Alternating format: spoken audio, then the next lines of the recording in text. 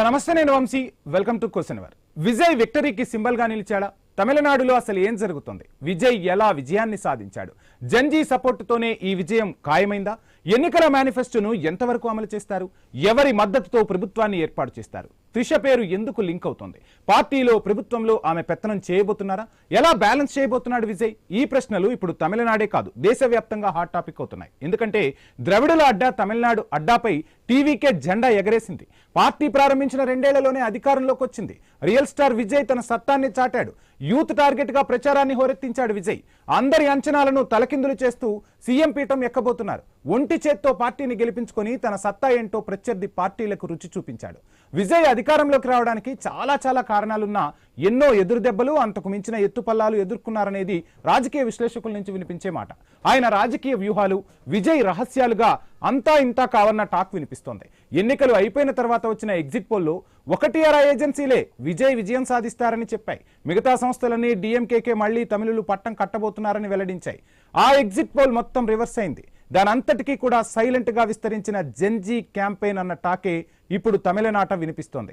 అదే కాదు, టీవీకే విజయం వెనక ఎన్నో రహస్యాలు కూడా ఉన్నాయంటున్నారు పొలిటికల్ అనలిస్టులు. ఇక ముఖ్యంగా పార్టీని లోకల్ లెవెల్ వరకు గతంలోనే విజయ్ మక్కల్ ఇయక్కం ద్వారా 85,000కు పైగా అభిమాన సంఘాలను బలోపేతం చేశారు విజయ్. అదే ఇప్పుడు రాజకీయ అస్త్రంగా మార్చుకుని విజయం వైపు అడుగులు వేశారు. అంబేద్కర్, పెరియార్, కామరాజ్ వంటి నేతల సిద్ధాంతాలను అనుసరిస్తూ సెంటర్ లెఫ్ట్ రాజకీయాలను ఎంచుకున్నారు. ఇది డిఎంకే, ఏఐడిఎంకేలకు భిన్నమైన మార్గం. ప్రజలు విజయ్ వైపు మళ్లారన్న టాక్ కూడా దీనివల్లే వినిపించింది. ఇక ఫ్యాన్ బేస్ బలంగా ఉండటంతో యువత, మహిళా ఓటర్లపై ప్రత్యేకంగా దృష్టి సారించారు. పార్టీ ప్రారంభించిన మొదటి నుంచి విజయ్ ప్రజా సమస్యలపై దృష్టి సారించారు. నీట్ రద్దు, విద్యా హక్కు వంటి అంశాలపై నిలదీయడం, రాష్ట్ర అంశాలకు అత్యంత ప్రాధాన్యత ఇవ్వడం ఓటర్లను ఆకట్టుకున్నాయనటంలో ఎటువంటి అతిశయోక్తి లేదు. ఇక తమిళనాడులో విజయ్ ముందున్న సవాళ్లేంటనే దానిపై కూడా ఇప్పుడు మనం మాట్లాడే ప్రయత్నం చేద్దాం. రాష్ట్రాన్ని గాడిన పెట్టే దమ్ము విజయ్కు ఉందా? ఎవరి సపోర్ట్తో ప్రభుత్వాన్ని నడిపిస్తారు? కొత్తగా పాలిటిక్స్ లోకి వచ్చిన విజయ్ సక్సెస్ అవుతారా? ఎన్నికల్లో గెలిచినంత ఈజీగా ప్రభుత్వాన్ని నడిపించడం సాధ్యమేనా? ప్రభుత్వంపై పట్టు సాధించేందుకు ఎలాంటి టీంను తయారు చేసుకోబోతున్నారు విజయ్? రైట్, ఇదే అంశానికి సంబంధించి మనతో మాట్లాడేందుకు కార్తిక్ గారు, ప్రముఖ రాజకీయ విశ్లేషకులు మనతో పాటు జూమ్ లో సిద్ధంగా ఉన్నారు. కార్తిక్ గారు నమస్కారం. నమస్కారం అండి. సో మనం చాలా సార్లు మాట్లాడుకున్నాం, విజయం అంత సులువైంది కాదు. అండ్ విజయ్ ఎన్నికల ప్రచారానికి అదేవిధంగా పార్టీ మొదలు పెట్టే ముందు కూడా ఒక మాట మాట్లాడారు. సో మన చేతిలో బాణం ఉన్నప్పుడు గురి పెట్టాల్సింది కుందేలుకు కాదు, ఏనుగు కుంభస్థలాన్నే కొట్టాలి అంటూ కీలక వ్యాఖ్యలు చేశారు. ఆ వ్యాఖ్యలు నిజంగా ఈరోజు కుంభస్థలాన్ని కొట్టారు. మొదటి నుంచి కూడా ఏఐడిఎంకే కాదు, డిఎంకేనే టార్గెట్ చేస్తూ వచ్చారు. సో విజయం సాధించడం ఒక ఎత్తు అయితే, నిన్న కూడా మనం మాట్లాడుకున్నాం, పరిపాలన సాగించడం అనేది ఒక రకంగా కత్తి మీద సవాలు. ఇప్పుడున్న పరిస్థితుల్లో ఇచ్చిన హామీలకు సంబంధించి అండ్ విజయ్ పై ఆశలు ఎక్కువగా ఉన్నాయి. సో ఏ విధంగా ఆ ఆశలను విజయ్ రీచ్ కాబోతున్నారు? టీమ్ సెటరైట్ ఏ విధంగా చేసుకోబోతున్నారు? ముందుగా అసలు వీటన్నింటికన్నా ముందు ఇప్పుడు రకరకాల పరిణామాలు జరుగుతున్నాయి. ఇక విజయ్ మొత్తంగా పార్టీ ఆఫీస్కి వచ్చేశారు. సో మ్యాజిక్ ఫిగర్ కు 10 సీట్ల దూరంలో నిలిచిపోవటం, అటు అన్నా డిఎంకేకు సంబంధించి కొంతమంది విజయ్కు సపోర్ట్ ఇస్తామని కూడా మాట్లాడుతున్నారు. సో ముందుగా ఈ ప్రభుత్వాన్ని ఎలా ఫామ్ చేయబోతున్నారు, ఆ తర్వాత పరిపాలనకు సంబంధించి టీం ఎలా ఉండబోతుంది, ఏం చెప్తారు? అది ఎక్కడైనా పార్టీ పెట్టడం అనేది గొప్ప కాదండి. ఎవరైనా రాజకీయ పార్టీ పెట్టుకోవచ్చు, కానీ ఆ పార్టీ నిలబెట్టుకోవటం అనేది గొప్ప. అధికారాన్ని సంపాదించుకోవటం కంటే అధికారాన్ని నిలబెట్టుకోవటం, ఆ అధికారాన్ని ప్రజలకు అనుకూలంగా మార్చడం చాలా గొప్ప. ఇప్పుడు విజయ్ ముందు ఆ టాస్కే ఉంది. పార్టీ పెట్టాడు, నిలబెట్టుకున్నాడు, ఆ ఘనతను సాధించాడు. ఈవెన్ ఆ పార్టీని అధికారం తెచ్చుకున్నాడు, మరింత ఘనతను సాధించాడు. ఇప్పుడు ఆ అధికారాన్ని ప్రజల ఆశలకు తగ్గట్టుగా మార్చి చాలా హామీలు ఇస్తున్నాడు. ఆ హామీలన్నీ అమలు చేయాలి. చాలా మాటలు చెప్పున్నాడు, ఆ మాటల్ని నిలబెట్టుకోగలగాలి. సో చాలా పెద్ద టాస్క్ ఉంది. ఇప్పటి వరకు అయితే విజయ్ సక్సెస్ఫుల్ మ్యాన్ గా కనపడుతున్నాడు. ఇక రాబోయే కాలంలో కూడా సక్సెస్ఫుల్ మ్యాన్ గా కనపడతాడా లేదా అనేటువంటిది అతని పనితీరుని బట్టి ఉంటుంది. కానీ ఇలా విజయ్ సాధించిన సక్సెస్ మాత్రం చాలా పెద్దది. చెప్పండి.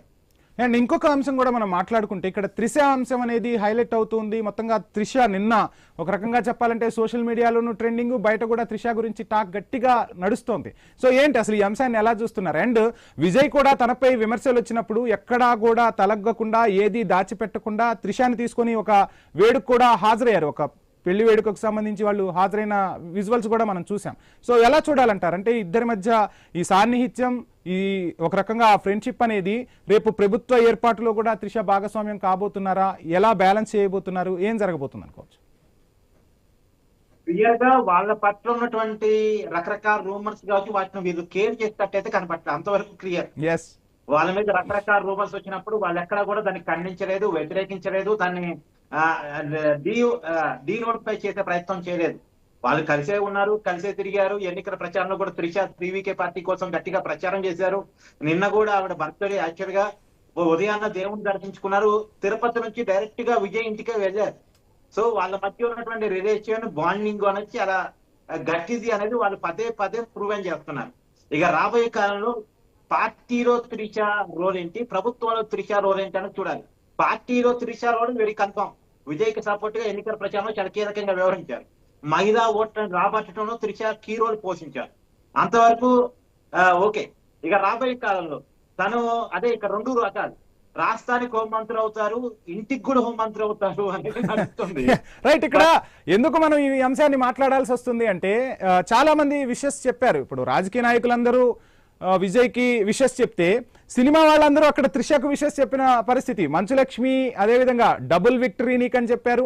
ఇక తమిళనాడుకు సంబంధించి అటు వరలక్ష్మి శరత్ కుమార్ కూడా సో ఇది నీకు ఒక గిఫ్ట్, యూనివర్సలే నీకు ఒక గిఫ్ట్ ఇచ్చేసింది అన్నట్టుగా కూడా రకరకాల ట్వీట్లు మనం చూసాం నిన్న. అంటే సినిమా వాళ్ళతో చాలా సాన్నిహిత్య సంబంధాలు ఉంటాయి. అంత తొందరగా ఒక మెసేజ్ చేసినా ఒక ట్వీట్ చేసినా అక్కడ ఏమీ లేనిదైతే వీళ్ళు ట్వీట్ చేయరు. సో ఎలా చూడాలంటారు ఆ ట్వీట్స్ ని? ఎవరు చెప్పినా ఇంతకుముందు తమిళసై గారు చెప్పారు వాళ్ళ మధ్య ఉన్న బంధాన్ని, తర్వాత ఇంకో బీజేపీ నాయకుడు చెప్పారు, తర్వాత ఇప్పుడు సినిమా వాళ్ళు మీరు అన్నట్టు చెప్తున్నారు.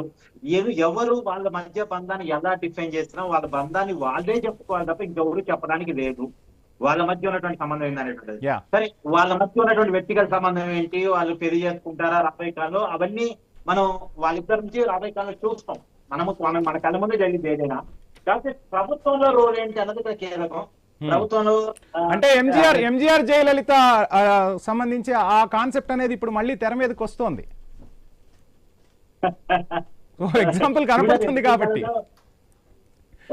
రాబోయే కాలంలో భవిష్యత్తు చెప్పింది ఎంజీ రామచంద్రన్కి జయలలిత ఎలాగో విజయ్ కూడా ఈమె అలా అవుతారనేది అనేటువంటిది భవిష్యత్తు చెప్పింది. భవిష్యత్తును మనం ఇప్పుడే అంచనా వేయడానికి లేదు. ఏదైనా వాళ్ళ మధ్య ఉన్నటువంటి బంధాన్ని వాళ్ళే డిఫెండ్ చేసుకోవాలి. కానీ ఏది ఏమైనా విజయ్ గెలుపులో త్రిష పాత్ర అంతవరకు మనం చెప్పొచ్చు. తను చాలా అంతగా నిలబడింది. విజయ్ కి చాలా నెగిటివ్ మార్కులు పడుతున్నాయి. విజయ్ 10 సీట్లు సాధిస్తాడేమో, 5 సీట్లు సాధిస్తాడేమో, 20 సీట్లు లోపు వస్తాయేమో, విజయ్ ఏముంది అసలు, విజయ్ చిన్న పార్టీ అనుకున్న సమయంలో కూడా త్రిష విజయ్ తో కలిసే ఉంది. విజయ్ పార్టీ కోసమే నిలబడింది. తను పెద్ద స్టార్ హీరోయిన్. విజయ్ తో సంబంధం లేకుండా త్రిష కూడా పెద్ద స్టార్ హీరోయిన్. ఇప్పుడు ఓడిపోయే పార్టీతో తన లింక్ కావాల్సిన అవసరం లేదు. కానీ ఓడిపోతాడు అని సర్వేలు చెప్తున్నప్పుడు కూడా విజయ్ పక్కన త్రిష నిలబడింది. సో వాళ్ళ మధ్య ఉన్నటువంటి బాండింగ్ చాలా పెద్దది, చాలా గట్టిది. రైట్. మీరు చెప్తున్నట్టుగా దానికి కాలమే సమాధానం చెప్పాలి. ఏం జరగబోతుందో చూద్దాం. కానీ ఇప్పుడు విజయ్ చాలా హామీలు ఇచ్చారు. ఒక రకంగా చెప్పాలంటే హామీలు అనేవి తమిళనాడు నుంచే స్టార్ట్ అయ్యాయి. ఉచిత హామీలు అంటే తమిళనాడు రాజకీయం గుర్తొస్తుంది. సో అటువంటి దగ్గర హామీలు ఇచ్చారు. ఇటు ప్రభుత్వాన్ని నడపడం విజయ్కి ఒక సవాల్. ఇంకొక అంశం కూడా మనం మాట్లాడుకుంటే అందరూ ఈ 2 సంవత్సరాల్లో విజయ్ అనుకుంటున్నాం కానీ ఇంతకుముందు తన అభిమాన సంఘాలతో అటు ఏఐడిఎంకేకు మద్దతు ఇచ్చిన పరిస్థితి కూడా కనిపించింది. మీరు ఒకసారి గతంలో ఎన్నికలను మనం పరిశీలిస్తే ఏఐడిఎంకు తన అభిమాన సంఘాల ద్వారా మద్దతు ఇచ్చే ప్రయత్నం చేశారు. ఒక రకంగా రాజకీయ వ్యూహాలను ఒక 17 సంవత్సరాల నుంచి విజయ్ అమలు చేసుకుంటూ వస్తున్నారు. 2009 నుంచే తన రాజకీయ ప్రస్థానం మొదలైంది. అభిమాన సంఘాలను చాలా మంది సరిగా యూటిలైజ్ చేసుకోలేదు. వాళ్ళందరికీ కూడా విజయ్ ఇప్పుడు ఒక రోల్ మోడల్ గా కనిపిస్తున్నారు. నిన్న బూత్ స్థాయిలో వాళ్ళందరూ వర్క్ చేశారు. సో దానివల్లే ఇంత పెద్ద విక్టరీ. ఇంత ప్లానింగ్ తో ఉన్న విజయ్ పరిపాలనకు సంబంధించి కూడా వ్యూహాలను పక్కాగా అమలు చేయగలుగుతాడంటారా? తమిళనాడు లాంటి స్టేట్ లో చాలా పెద్ద స్టేట్. సో ఏ విధంగా ముందుకు వెళ్ళబోతున్నాడు? అండ్ మోడీని నేరుగా ఢీకొట్టాడు. సో మద్దతు ఎక్కడా ఇవ్వనని చెప్పాడు, ఒంటరిగా నిలబడ్డాడు. సో ఏ విధంగా ఉండబోతుంది? ఏ విధంగా తన అధికారాన్ని వినియోగించుకోబోతున్నాడు, పరిపాలన అందించబోతున్నాడు? ఇప్పటి వరకైతే జనానికి విజయ్ నచ్చాడు. దానికి కారణాలు ఏంటంటే ఎన్ని ఆఫర్లు ప్రకటించినా, ఎంత లొంగ తీసుకునే ప్రయత్నం చేసినా ఏమాత్రం లొంగకుండా తన స్టాండ్ లో తను ఉన్నాడు. అన్నాడీఎంకే కూటమిలోకి విజయ్ని పిలిచారు. డిప్యూటీ సీఎం పదవిని ఆఫర్ చేశారు. మీకు ఇంత సీట్ ఇస్తామని చెప్పారు. నీ మీద ఉన్న కేసులు పక్కన పెడతామన్నారు. నీ సినిమాని రిలీజ్ చేపిస్తామన్నారు. ఇన్ని ప్రకటించినా సరే తను అనుకున్న దానికి తను కట్టుబట్టాడు తప్ప తను లొంగే ప్రయత్నం చేయలేదు. నేను కుంభస్థానాన్ని కొట్టాలి తప్ప ఒకరు నాకు ఇచ్చే డిప్యూటీ సీఎం పదవి అంటే నేను సీఎం పదవిని సాధించాలి అనుకున్నాడు. సో అలా సాధించగలిగాడు. ఆ సాధించడానికి అతని పట్టుదల, అతని కృషి, అతని స్ట్రాటజీలు జనానికి బాగా నచ్చాయి, యూత్ బాగా కనెక్ట్ అయ్యాయి. రెండు తమిళ జనాలకు ఉండేటువంటి సాధ్యమైనటువంటి ఫీలింగ్ ఏంటంటే ఢిల్లీని ఎదిరించగలిగే మగాడు అంటే వాళ్ళకి ఇష్టం. అంటే తమిళ సెంటిమెంట్, తమిళ భావజనం అంటున్నది. అతను ఢిల్లీని ఎదిరించగలిగే మగాడు అన్నట్టుగా నిరూపించారు. నా సైద్ధాంతిక శత్రువు బీజేపీ, నేను లొంగేది లేదు, నా రాజకీయ శత్రువు డిఎంకే, రాజీ పడేది లేదు, వాళ్ళకు లొంగను వెళ్తూ రాజీ పడను, నేను ఫైట్ చేస్తున్నా, మీకోసం ఫైట్ చేస్తున్నా అనే దాన్ని బాగా చూపించారు.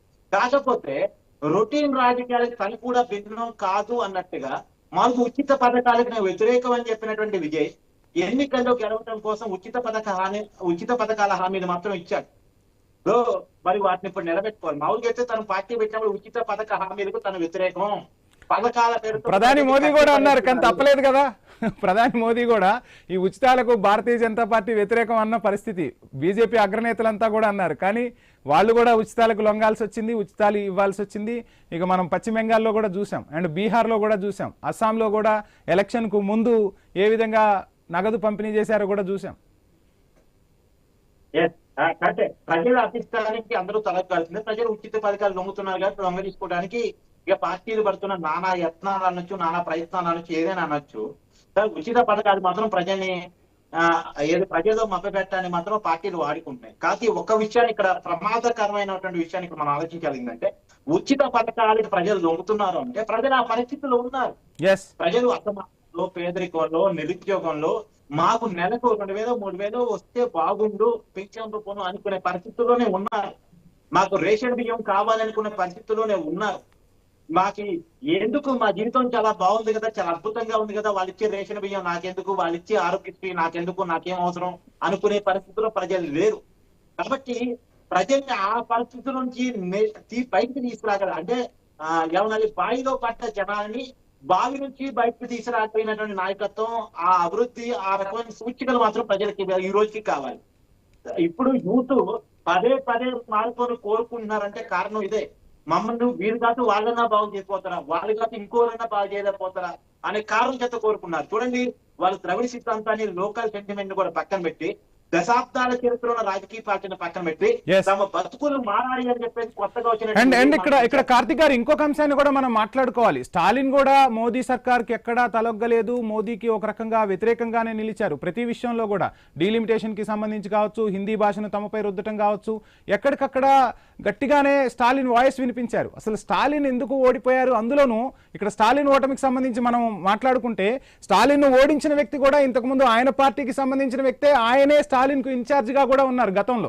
ఆ తర్వాత పరిణామాలతో ఆయన ఏడీఎంకేకు వెళ్ళిన పరిస్థితి ఏంటి, అసలు ఈ ఓటమిని ఎలా చూస్తున్నారు? విజయ్ కరెక్ట్ గా, అంటే అభ్యర్థులను ఎంచుకోవడంలో ఎంత ఆచితూచి వ్యవహరించారో కూడా మనం ఒకసారి పరిశీలించవచ్చు. ఏమంటారు? అంటే ఇక్కడ విజయ్ గ్రౌండ్ వర్క్ బాగుందండి. మీరు ఇలా చెప్పినట్టు ఎప్పటి నుంచో గ్రౌండ్ వర్క్ చేసుకుంటున్నాడు. ఎవరు ఏమి చెప్పుకుంటే పట్టున్నాడు, ఎక్కడ ఏ సమాజ వర్గం జనంలో ప్రభావం చూపించగలిగింది, ఏ నాయకుడు తొందరగా జనానికి రీచ్ కాగలడు, ఎక్కడ మనం రిస్క్ చేయగలం, ఎక్కడ రిస్క్ చేయడం, వీటన్నిటి మీద కూడా సమగ్రమైనటువంటి రిపోర్ట్ తెప్పించుకున్నాడు. పైగా ప్రశాంత్ కిషోర్ వర్క్ కూడా చాలా అద్భుతంగా ఉంది. ఇక ప్రశాంత్ కిషోర్ వర్క్ చాలా బాగుంటదిగా మనం చెప్పేదే ఉంది. ఇంకా మనం గతంలో అనేక మందికి అతను పనిచేశాడు, మనం చూసాం కదా. సరే, తాను గెలిపించుకోలేకపోవచ్చు, తన పార్టీని తాను గెలిపించుకోలేకపోవచ్చు, కానీ పక్కన వాళ్ళకి మాత్రం బాగా ఉపయోగపడతాడు. సో కోచ్ గేమ్ ఆడలేడు అన్నట్టుగా కోచ్ సలహాలు ఇవ్వగలడు అంతే. అవును, కోచింగ్ ఇస్తాడు తప్ప తన గేమ్ ఆడలేడు కదా. నేను కూడా పొలిటికల్ యాక్టివిస్ట్ గా మీకు కావాలంటే 100 మంది గురించి 100 రకాల అభిప్రాయాలు చెప్తాను, కానీ నేను రాజకీయాల్లో పోయి గెలవాలంటే అది అయిపోయాయి.